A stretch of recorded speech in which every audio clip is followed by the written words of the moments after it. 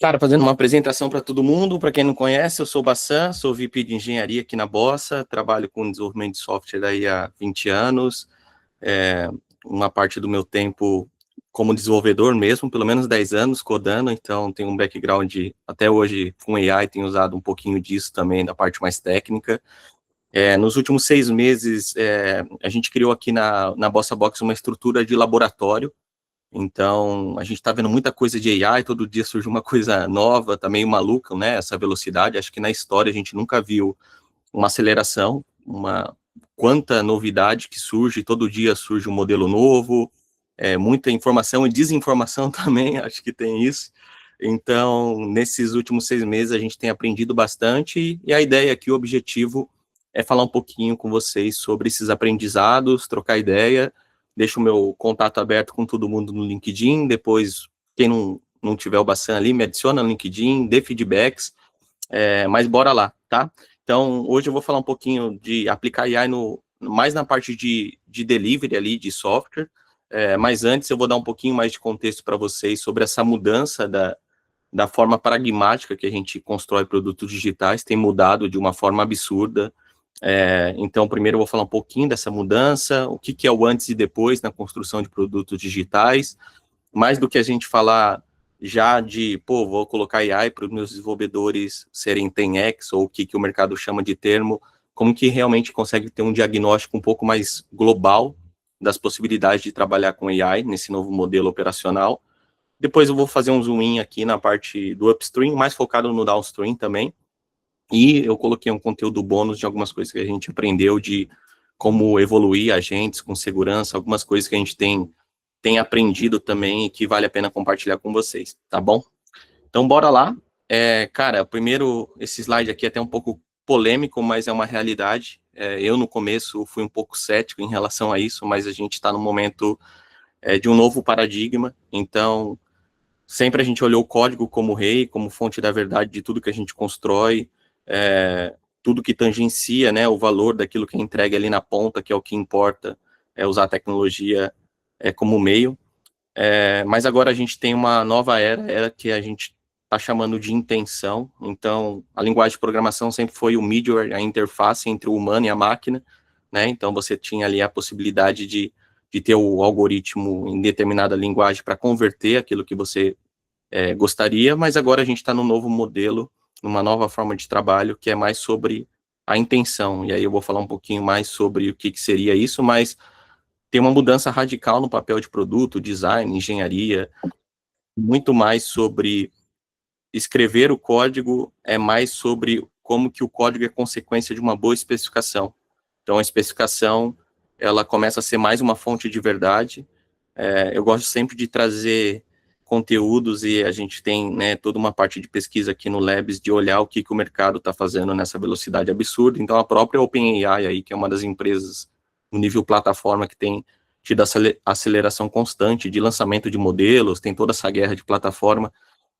Eu deixei aqui alguns links, depois acho que esse material, né, Bia, vai ser compartilhado com todo mundo, mas eles têm um model spec, que é basicamente toda a documentação, a especificação dos modelos que eles estão tendo, todos os aprendizados, como o comportamento esperado, quais são as intenções, os limites dos modelos. Então, vocês já começam a ver uma nova forma de muito mais especificar o comportamento esperado de um sistema, do que necessariamente olhar apenas para o código em si, que é basicamente uma consequência de uma boa especificação. Então, a gente já começa a ver um movimento aqui, uma mudança radical, inclusive no tempo gasto, muito mais no input dos dados, na especificação, do que necessariamente no output ali, na geração do algoritmo.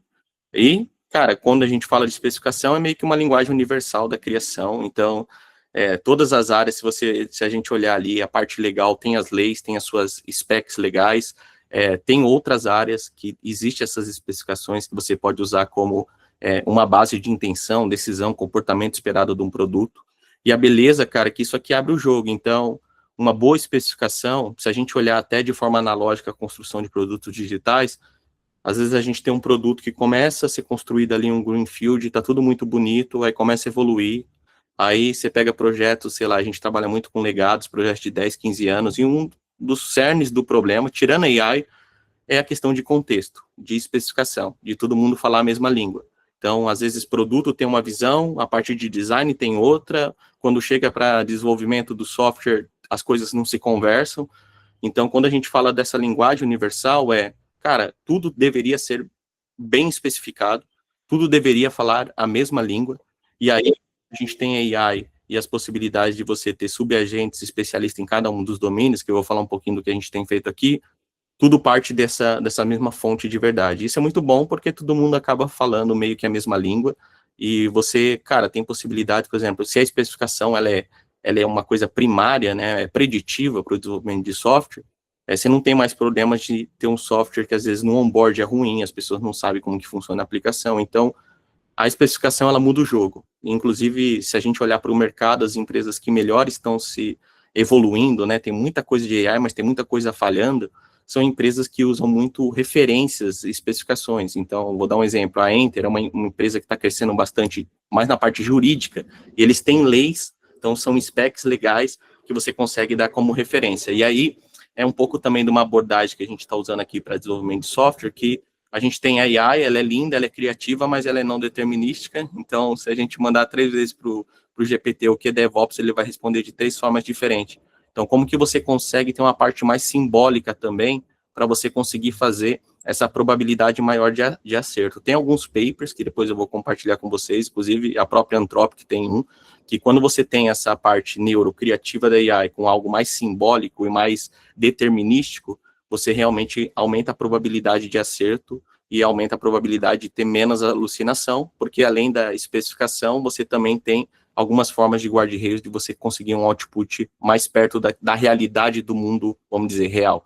Então, é um pouco do que a gente tem visto, e essa transformação na prática, então, antes o fluxo de trabalho, a gente sempre tinha ali, na forma mais pragmática, a gente tem os requisitos, os PRDs, que eram documentos estáticos, design e arquitetura sendo criado manuais, o código era o rei, né, o centro, a implementação é rei, depois tinha as partes de teste, a produção, e então a spec ela era um documento, ainda existiam PRDs e tal, mas são documentos temporários, e essas coisas, às vezes, a governança dessas informações acabam se perdendo.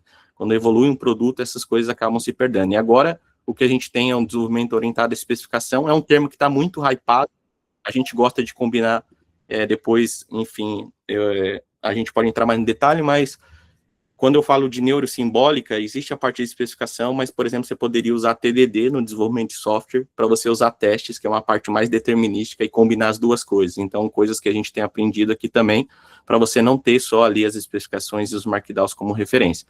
Mas, falando dessa nova forma de trabalho, tudo parte por requisitos bem mapeados, o código e o teste são gerados a partir dessa especificação, então você tem ali as LLMs e a especificação, meio que você está ajustando o contexto dela, e aí se é C#, se é JavaScript, vai depender muito mais do contexto e sim do que o algoritmo final, e aí você pode ter agentes especialistas em cada um desses domínios, que é o que a gente tem feito, para também garantir que você não estoure a janela de contexto, que você tenha um contexto certo para determinada parte do fluxo de trabalho, mas o que a gente está vendo no final a spec agora ela é a fonte da verdade, o código é a expressão. Essa é a grande mudança, essa é uma mudança, assim, de tudo que a gente está vendo e que também traz alguns benefícios e também traz algumas coisas que a gente precisa realmente ter um termo ali do pessoal do Dora, do report, que a gente se baseia muito, que eles falam que a AI ela tem o poder de deixar muito explícito as coisas boas e as coisas ruins. Então,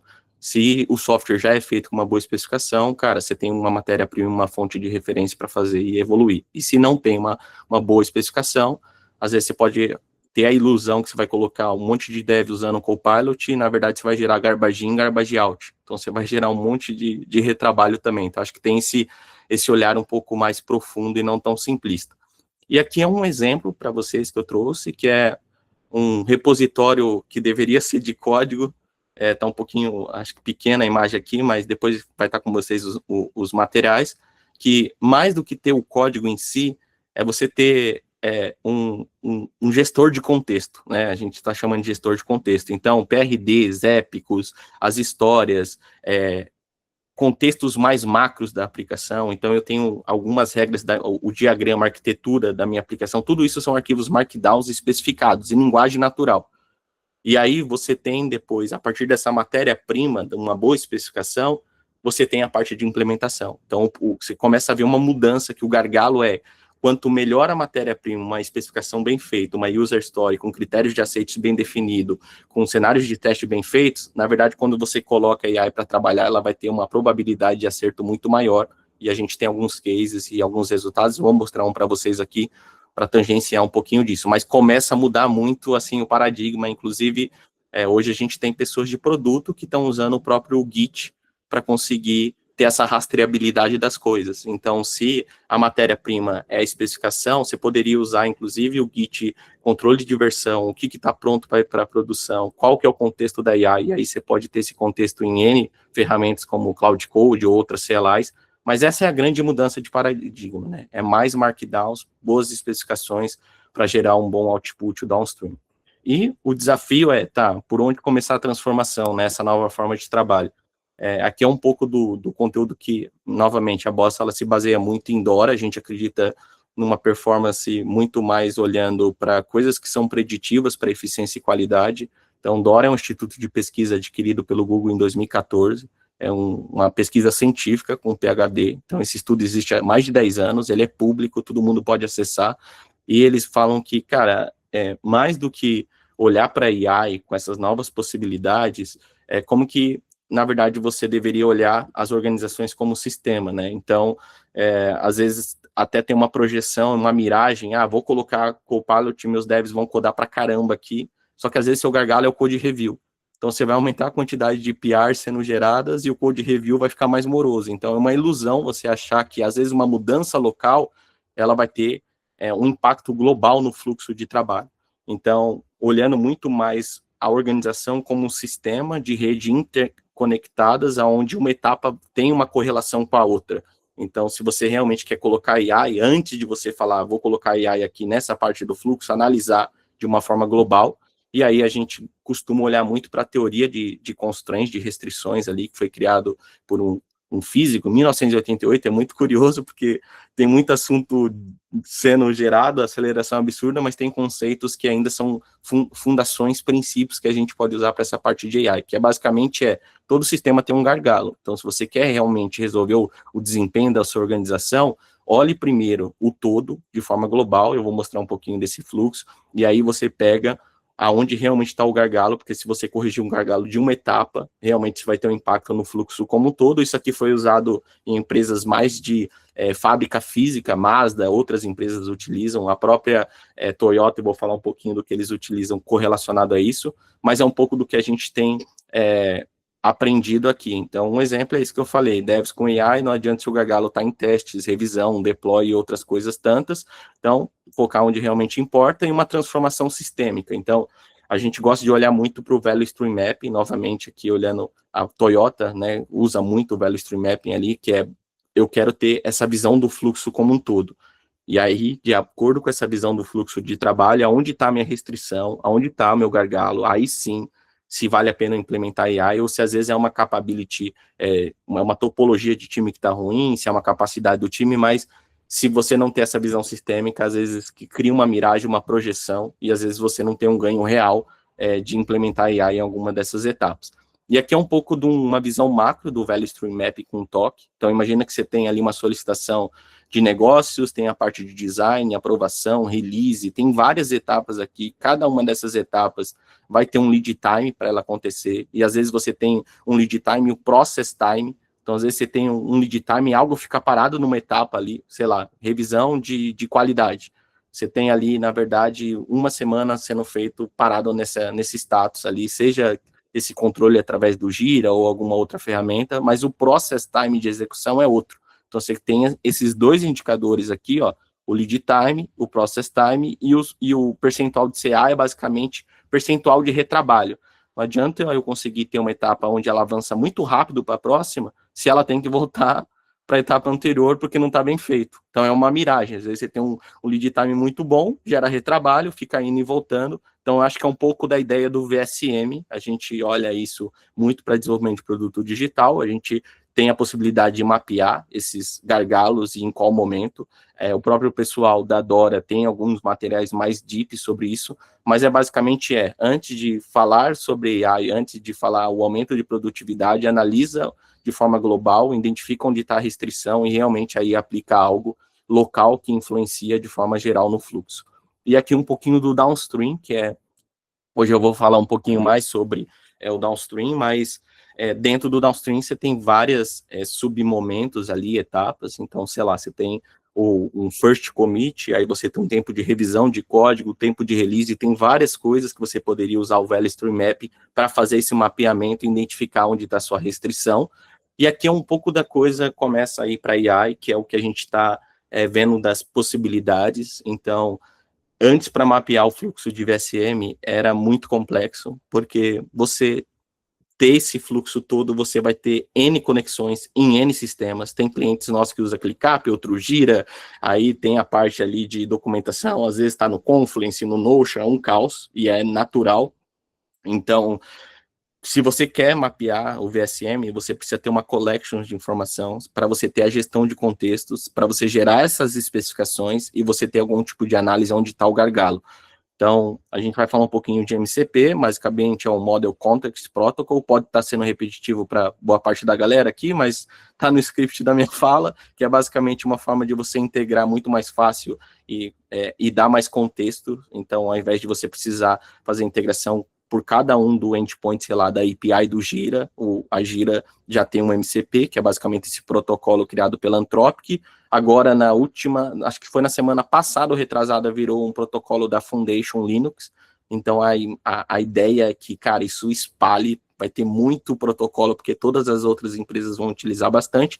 Mas o que isso faz, né? Se eu tenho informação do Git, do Gira, eu consigo fazer essa ingestão e essa input de informação de uma forma muito mais rápida, digitalizada, gera especificação, eu posso ter agentes especialistas em analisar o VSM, e aí com base nisso eu consigo identificar os gargalos. E aqui é um videozinho, deixa eu ver se eu consigo dar um play nele, que é um exemplo de um projeto que a gente basicamente está pegando dados aqui de N plataformas, então tem dados do Gira, tem log de tarefas, quem são as pessoas que estão utilizando as tarefas, qual etapas, tem logs do Git, tem logs de uma porrada de ferramenta de Dora que a gente olha, lead time, frequência de deploy, tem uma porrada de coisa, então você já começa a ver uma digitalização desse trabalho. Então, antes, né, teria que ter toda uma complexidade. Aqui é um exemplo de vocês de um Markdown, que basicamente ele está analisando meu lead time, meu cycle time, todas as minhas etapas, backlog,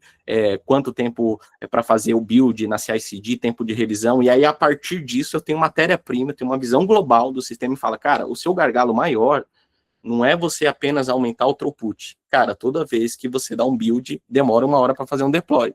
Então, vale a pena você digitalizar, colocar algum tipo de agente para fazer com que essa restrição diminua. E aí, o que é no final é o impacto lá na ponta, como eu levo desde a ideação até a produção, o que eu estou desenvolvendo. Então, é só um exemplo para vocês tangenciar aqui dessa análise de o quanto que isso também possibilita ter uma visualização que antes era um pouco mais morosa, sem essa parte de AI.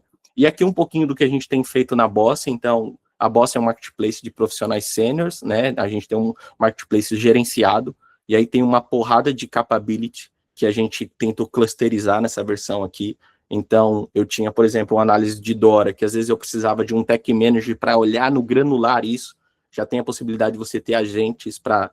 A gente acredita, novamente, no human in the loop, a gente não acredita muito nessa miragem que tudo vai ser autônomo. Depois eu vou falar um pouquinho sobre o bônus ali sobre agentes, mas quando você tem ali pessoas especialistas num domínio com agentes, você maximiza a produtividade. Então, eu trouxe essa imagem para ver, assim, olhando para dentro da Bossa, o nosso modelo operacional, quanto que a gente consegue digitalizar tudo, diagnóstico, alocação de profissionais, gestão, deixando sempre um profissional, um especialista naquele domínio, com muito mais contexto, e aí, inclusive, podendo usar a carga cognitiva dele no nível de abstração maior.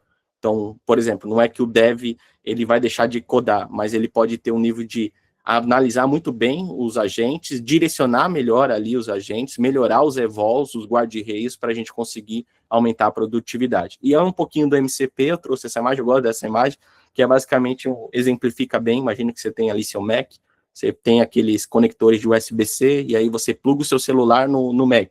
Ele vai ter acesso à library de fotos do seu iPhone.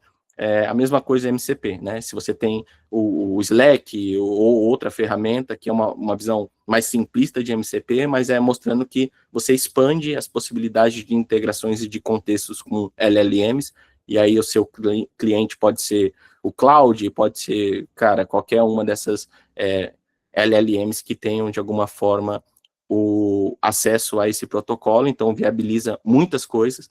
E algumas coisas que a gente tem feito aqui, olhando um pouco mais no back dessa digitalização. Então, hoje a gente tem uma parte de conectividade, tem algumas questões de segurança também que a gente tem, porque você está trafegando informação, texto, qual é o contexto que pode acontecer ou não. Tem algumas coisas mais determinísticas nesse flow para a gente garantir que não tem alucinação. Parte de conectividade e segurança, então, a gente criou subagentes, porque, novamente, a possibilidade de você ter contextos delimitados de agentes faz com que, às vezes, a galera coloca um agente só para fazer um monte de coisa, e aí tem um monte de tool, um monte de MCP, e a probabilidade de alucinação é alta.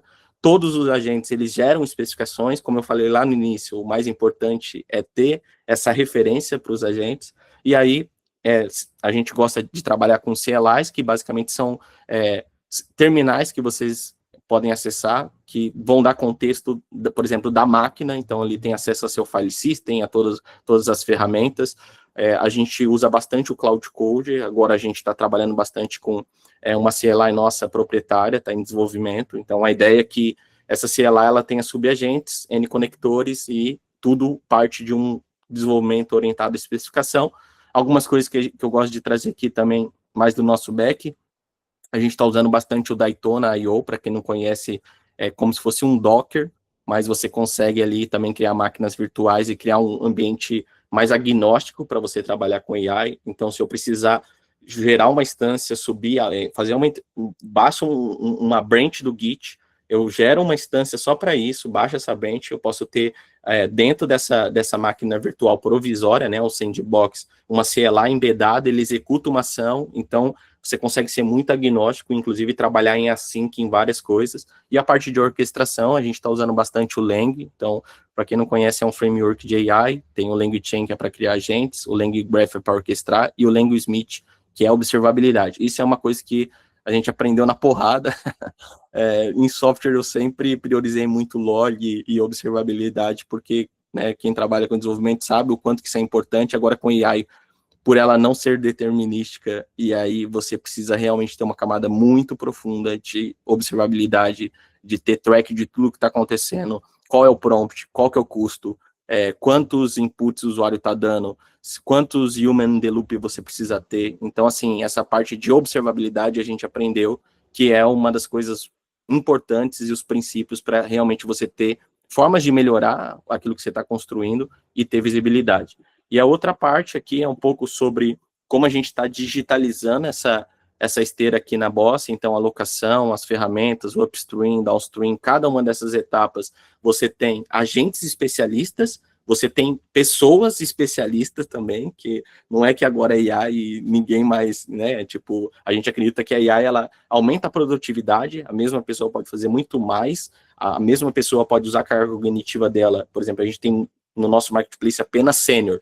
Então, ao invés do sênior ficar olhando linha por linha de código, ele pode analisar a arquitetura daquilo que está sendo construído. Então, tem esse reflexo de mudança, mas é um exemplo de o quanto que isso pode ser digitalizado para N tipo de mercado, dado que especificações poderiam ser geradas para qualquer tipo de mercado, os MCPs estão disponíveis, e aí você pode ter especialistas em domínios e criar esses subagentes com as pessoas especialistas em cada um desses subdomínios. Por exemplo, a gente tem agentes especialistas na parte de quality ali, de QA. O que eu fiz, eu peguei um QA lead nosso, uma QA lead nossa, para ajudar a gente a deixar cada vez melhor esse agente. Então, acho que é muito importante também ter pessoas especialistas em cada um dos domínios. E aí, um pouquinho do zoom in no upstream, gente. Então, imagina que você tem objetivos, entrevistas, tudo isso gera transcription, depois você pode ter um agente especialista para sintetizar esse contexto, planejar, depois você pode ter um agente de trade-off de arquitetura, você começa a ver uma digitalização e no final, o que você tem? Você tem uma fonte de verdade de várias especificações e essas especificações, olhando mais no granular ali da matéria-prima para o downstream, vão gerar PRDs, vão gerar épicos, vão gerar user stories, vão gerar tasks. E aqui é um desenho, tá bem pequenininho, mas é o que a gente tem aprendido de como trabalhar melhor com esses projetos de média alta complexidade, né? Então, às vezes a gente tem o vibe coding, é legal, para determinado caso de uso, eu não sou cético, então, preciso validar alguma coisa, testar, vambora, Lovable, executa, fez aqui, testou. Agora, quando você vai para algo maior, para um software de maior complexidade, à medida que ele evolui, você precisa não perder o contexto, você precisa que guarde reios, que coisas importantes não se perdem ao longo do caminho. Então, imagina que você tem um agente aqui de implementação, você tem as especificações sendo geradas aqui de história e outros tipos de markdowns. Isso tudo pode ser sincronizado com a sua ferramenta de gestão de projeto. Então, se usa Gira, você tem o MCP, se usa ClickUp e outras ferramentas. E você tem o Memory Bank, que é, indiferente se você está implementando uma feature de alteração de label de um botão, é um exemplo bem simples, mas existem coisas que são fundações daquilo que você está construindo do software. Então, um exemplo, eu vou fazer uma alteração de front-end. Se você não dá para um subagente alguma referência de que existe um design system na sua aplicação, e você só mandar um prompt lá, coda essa alteração aqui, ele vai criar um componente que talvez já existia um componente lá. Então, tem que ter um memory bank de arquitetura, de padrões de, sei lá, tem o lint, outras coisas tantas que, indiferente da tarefa que vai sendo executada, essa memória ela é constante, e aí você tem as especificações daquilo que está sendo implementado.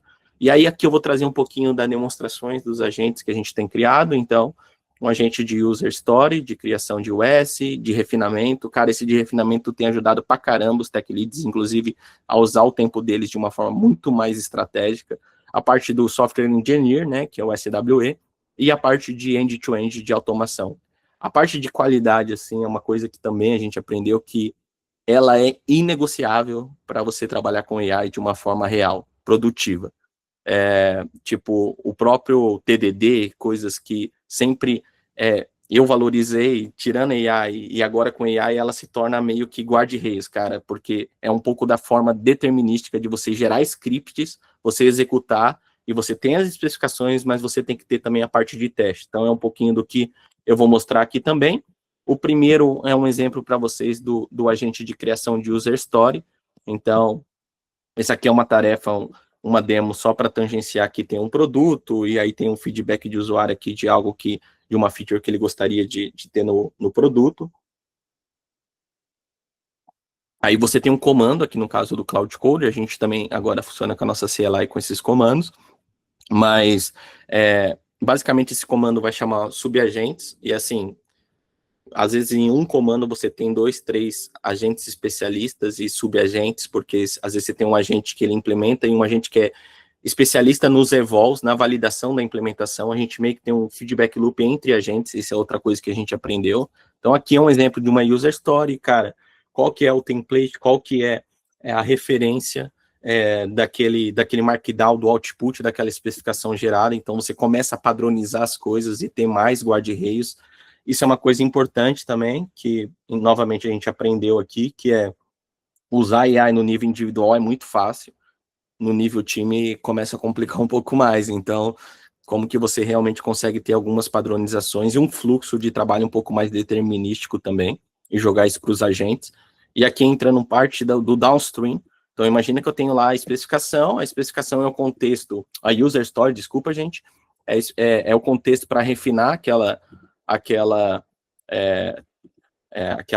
necessidade, aquela iniciativa, e aí você vai ter o comando ali, vou passar qual que é a user story e tal, vai executar o comando, e aí novamente é o contexto delimitado desse subagente. Você vai ver que ele já chama alguns outros subagentes aqui no detalhe, mas você tem ali novamente essa decomposição e quebrando essas informações numa estrutura um pouco mais normalizada de dados, e aí a partir disso sim,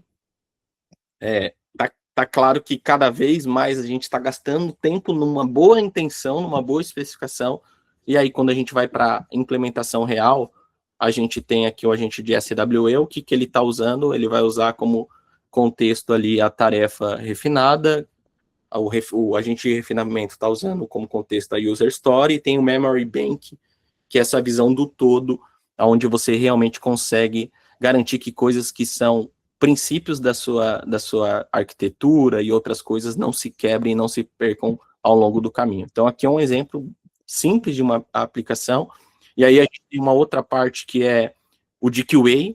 Então, novamente, cara, parte de qualidade é um ganho absurdo que a gente está tendo. Às vezes, puta, teste é importante pra caramba, mas às vezes demora, né? É moroso, às vezes é custoso. E aqui alguns exemplos de MCPs que a gente tem. Então, a gente usa bastante do Playwright, o MCP, que é parecido com o Cypress ali, mas é da Microsoft, para você meio que simular o comportamento de navegação como fosse um usuário. O DevTools, o DevTools tem ajudado a gente demais. Então, para a galera aí que trabalha bastante com front, o DevTools é uma das formas de você ter log e observabilidade de como está o comportamento e fazer com que os agentes também tenham mais guarda-reios para visualizar onde estão os problemas, para você aumentar a probabilidade de acerto, e alguns outros, Figma, integrações, enfim, e algum dos detalhes, agente de criação dos cenários, de teste. Então aqui eu vou passar que esse vídeo está um pouquinho maior. Aqui ele pegou uma task que já estava com o MCP do Gira, e aí eu passei o ID da task aqui, e aí aqui no caso ele vai pegar e vai gerar, deixa eu avançar só para vocês verem, aqui os cenários de teste tudo bonitinho, tal, qual dado, quando, tal, comportamentos esperados, algumas coisas que a gente usa bastante ali na parte até de BDD, né, de comportamentos aqui, novamente, são guarda-reios e formas de você garantir que as coisas tenham referências. E aqui um exemplo de automação de teste end-to-end que a gente tem. Deixa eu só ver o que ele vai fazer aqui. Aí ele criou a estrutura, ele vai gerando aqui os scripts, ó, tá vendo? Ó? Aqui são scripts que ele estão gerando através do Playwright.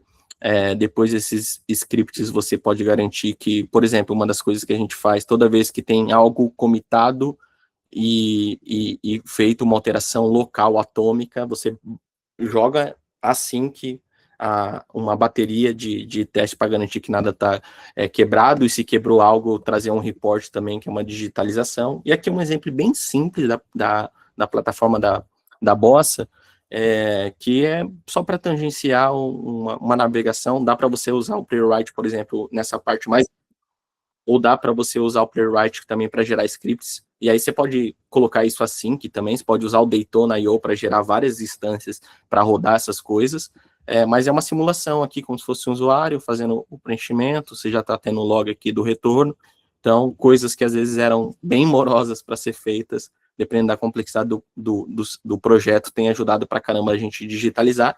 E aí um pouco do resultado, assim, isso foi bem legal, cara, esse estudo que a gente fez.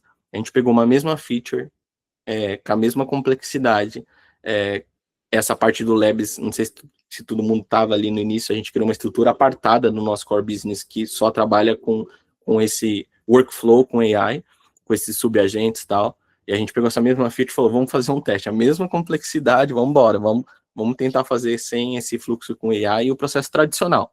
E aí a diferença é absurda, que tipo, a gente gastou cerca de 10 dias para fazer a mesma feature e 1h50 com essa digitalização, não deixando coisas importantes como a parte de teste, coverage, end-to-end, outras coisas de lado. Então, é só um comparativo para ver o quanto que realmente a gente está tendo essa mudança de paradigma, deixando claro que a intenção ela é importante. Então, a gente está vendo que a gente está gastando, às vezes, até mais tempo do que antes em especificar muito bem, e a gente tem agentes para ajudar, mas o feedback loop humano é essencial, e aí depois o SWE, a implementation, fica muito melhor, e com a probabilidade de acerto muito próximo de 100, não é 100, porque ainda você precisa ter correções e evoluções dos agentes.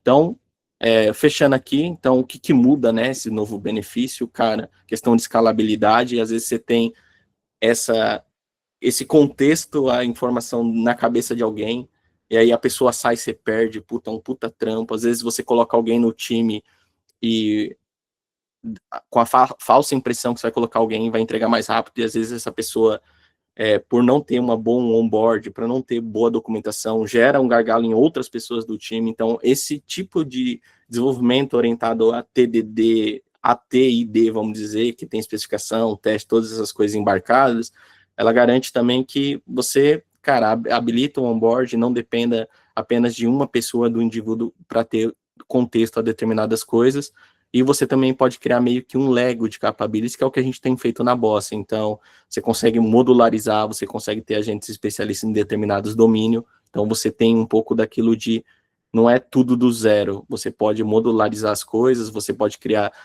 MCPs com contexto de projetos, com features diferentes e ter atalhos também de conhecimento, e, como eu falei, um aprendizado cumulativo. Então, você consegue retroalimentar isso, você pode ter uma pipeline ali de ingestão, depois você pode ter um processo de ML, algumas coisas um pouco mais deep tech, para você também ter um olhar um pouco mais preditivo, e no final você sempre tem a possibilidade de evolução daquilo que você está sendo construindo.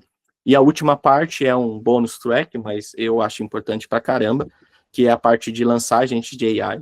Então, esse é um conteúdo da Nellis Newsletter, eu gosto pra caramba desse cara aqui, recomendo quem não conhece acessar ali, que é basicamente a gente sempre teve em software CI/CD, agora a gente tem Continuous Calibration, eles estão chamando um termo. Então, se quer criar um agente, primeiro, máximo controle. O que é máximo controle? Máximo de humano operando o agente.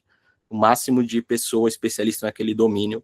Define quais é o escopo das capabilities, define qual que é os evols, o que vai garantir, quais são as métricas que você vai conseguir garantir. A gente criou um MCP nosso mesmo de, por exemplo, quando a pessoa está usando a CLI, a gente faz perguntas de como se fosse DX survey e tal, subjetiva dentro da CLI, tem métricas de observabilidade sendo gerada também, e aí você vai ter versões de agente. Então, é um desenvolvimento contínuo. Então, você tem as fases ali, então, de escopo, das capabilities, setup, os evols, deploy, executa, vê como estão esses dados, aplica mudanças, melhora o prompt, instruções, enfim, N coisas, como que ele trabalha com esses contextos e vai criando esse fluxo contínuo ao ponto de você deixar esse trabalho mais híbrido, com menos controle humano e um pouco mais agente que é ali. Então, é uma das coisas que a gente tem aprendido. Aqui é um pouquinho de como a gente tem trabalhado isso por trás. Então, você tem os evols que você definiu, os critérios base, tem um fluxo de analisar, mensurar e melhorar. Deploy controlado é uma outra coisa que a gente aprendeu também. Antes de lançar qualquer coisa, a gente fez todo um trabalho. Então, tem o Labs, aí do Labs, a gente valida em projetos de determinada complexidade. Aí a gente joga isso para uma pessoa, essa pessoa adota. Aí depois a gente joga, enfim, tem fases diferentes para você conseguir realmente aumentar a probabilidade de acerto e não gerar um efeito colateral negativo da implementação com AI. E aqui é um pouco do que a gente colocou dos estágios de desenvolvimento desses agentes, as capabilities, então, versão alfa, beta, stable. Então, primeiro a gente começa com setup, o que realmente, um teste assistido, documentação em caso de uso desses agentes, se o usuário consegue completar essa tarefa, feedback, aí vai para evoluções de evol, sistema de observabilidade, e aí depois a gente tem uma versão mais stable, que é a versão plugável e monitorável. Então, é basicamente isso. E aí, fechei o conteúdo, gente. Obrigado por ter ficado. Acho que quase todo mundo que entrou ficou aqui. Eu fiquei feliz já. Vamos embora. Se vocês quiserem receber o material e a gravação do webinar, tá aqui o QR Code. E quem quiser trabalhar comigo aí, gostou do conteúdo, estamos com vaga de Tech Manager. Então, Tech Manager usando essas paradas de AI todas aqui, deixando claro que o fator humano ele é essencial para tudo isso ser viável e a gente realmente conseguir escalar. E agora já vi que alguém levantou a mão, obrigado, primeiro pela presença de todos, final de ano, correria, e aí perguntas, quem quiser, fique à vontade aí, gente, vamos embora.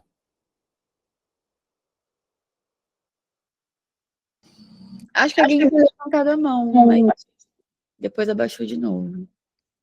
Podem perguntar aí, gente, fiquem tímidos não.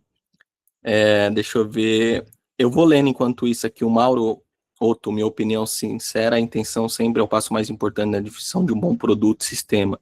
A AI faz uma otimização gigante, mas se nós mesmos que vamos querer construir esse segmento perfeito, cara, é isso, assim, tipo, inclusive, coisas, perfeita a sua análise, Otto, e assim, como tarefas mais granulares e repetitivas, elas acabam você consegue digitalizar mais rápido ali, você também libera tempo e carga cognitiva no que realmente importa, que é essa parte inicial, assim. Então, se isso não for bem feito, é garbage in, garbage out, total de acordo. O Almeida, parabéns, muito legal, obrigado. O outro, obrigado. Maravilha.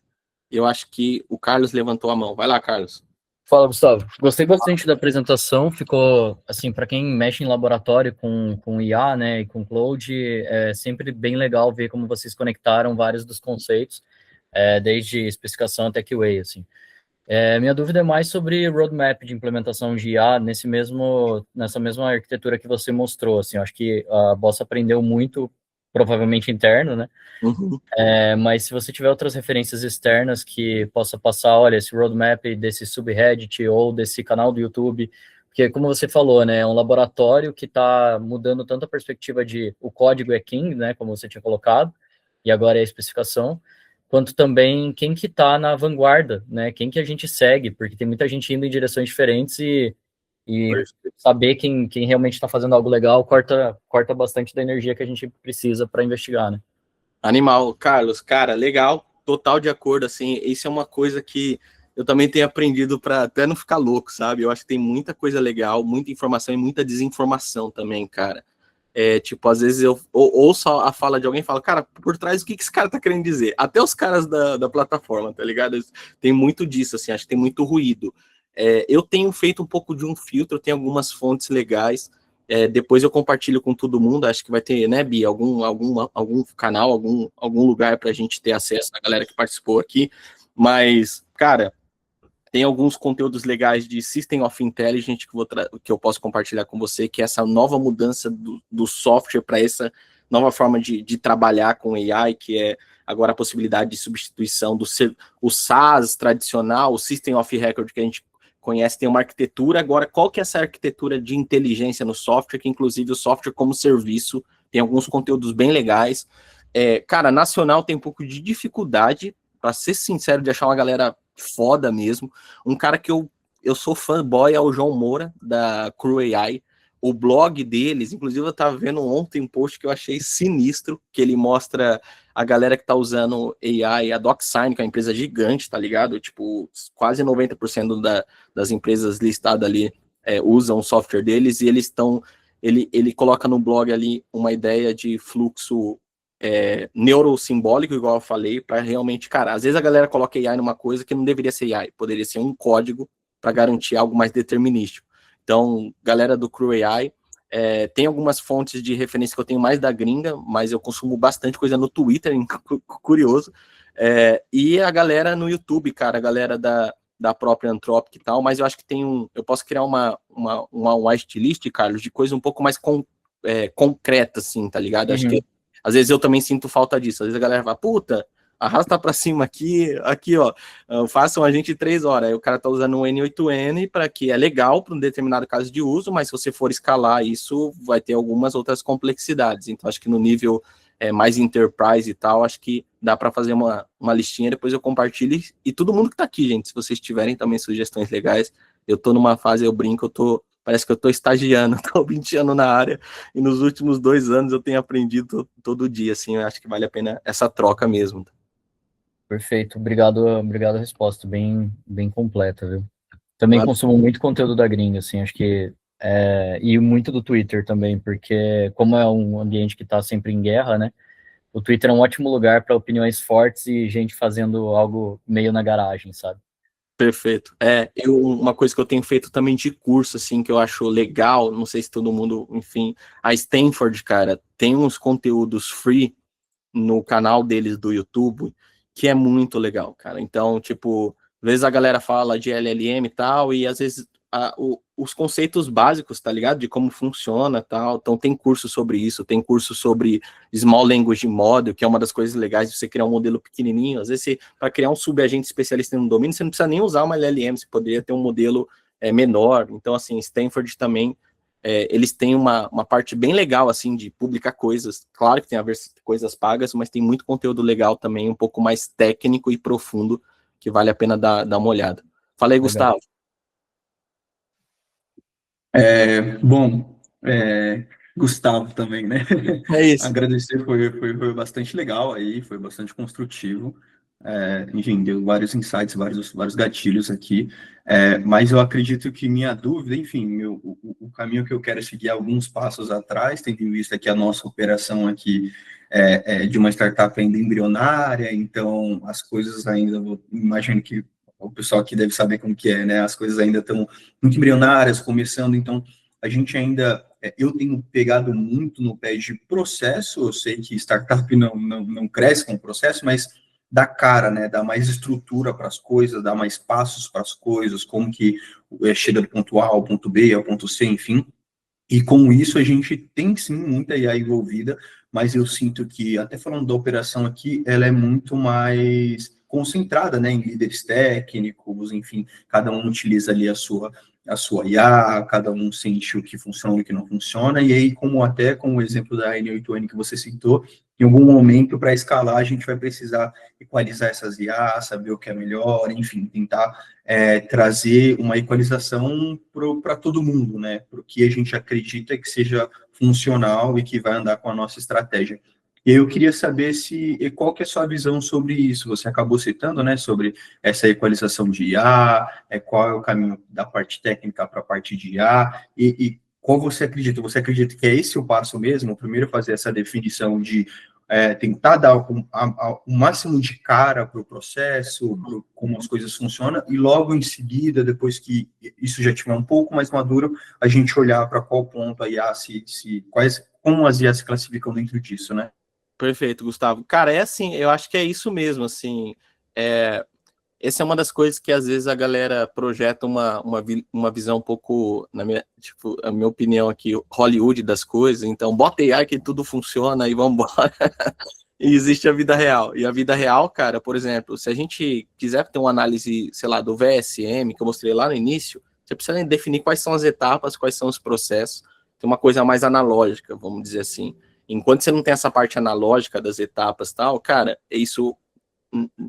Inclusive as coisas que a gente faz aqui na Bossa é a fundação de realmente você ter a visão do todo, do que você espera em cada um desses processos, seja analógico ele ainda, identificar os gargalos desse trabalho analógico, e aí depois, com essa visão, inclusive, fica muito melhor para você colocar IA. Então, acho que isso faz parte, sabe? Tipo, clusteriza quais são os processos, qual é o input e output esperado de cada uma dessas coisas, inclusive... a galera que tem usado AI, ela tem essa combinação muito de coisas mais fixas e determinísticas com a parte criativa, e determinadas partes do processo talvez nem precisa usar AI. Talvez pode ser algo mais estático mesmo e tá tudo bem. Mas eu acho que nessa linha que você falou, Gustavo, acho que é isso, definir muito bem os processos, depois com esses processos você ter algum tipo de análise onde estão as restrições, que é um pouco do VSM ali, do TOC, e, cara, essa questão do N8N e tal, eu acho que isso tudo tem a ver com o caso de uso e o quanto que você quer validar as coisas e o cenário, tá ligado? Eu acho que dependendo do que você quer fazer, mano, quero validar isso aqui, automatizar isso daqui, nesse contexto de requests de pessoas usando, isso aqui funciona. Agora eu quero levar isso para um ambiente mais produtivo. Aí eu acho que você tem que meio que coletar isso e usar algo mais estruturado. Então, numa próxima etapa, se for algo que vale a pena investir tempo e esforço, pega o Lang, que é um framework de AI open source, que inclusive o Lobo é feito nele, o Manus é feito nele, todas essas empresas que estão porrando aí pra caramba, no final eles estão usando, por exemplo, o próprio LangChain como base. Então, acho que isso faz parte da jornada, mas acho que tudo isso que vocês estão fazendo aí não invalida, tá ligado? E eu não mudaria. Eu acho que é só você entender melhor dado os processos, dado que ele é analógico, onde estão as restrições, como que a AI contribui com isso, quem são as pessoas que trabalham nesses processos, sabe? O fator humano. Então, por exemplo, a gente tem dentro da Bossa um trabalho de olhar a job description da galera. Então, cara, isso aqui que você faz, isso aqui é analógico. Isso aqui não poderia ser um subagente, não poderia ser digitalizado, mas tem essas etapas anteriores mesmo, que eu acho que esse é o caminho, cara, que é o que vocês estão tocando aí. Perfeito, perfeito. Muito obrigado, Gustavo. Muito De obrigado nada. mesmo. Acho que foi. Se alguém tiver mais uma pergunta, ainda temos 2 minutos. Mas é isso, gente. Eu vou enviar o material para vocês, a gravação também, mas Bassan tá no LinkedIn, eu também, então pode procurar a gente qualquer coisa.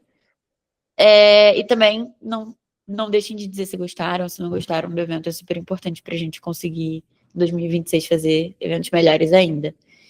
É isso. Obrigadão, viu, todo mundo pelo tempo. Obrigado, gente. Bom final de ano aí, Pessoal. todo mundo, bom Natal. Valeu, viu? Falou.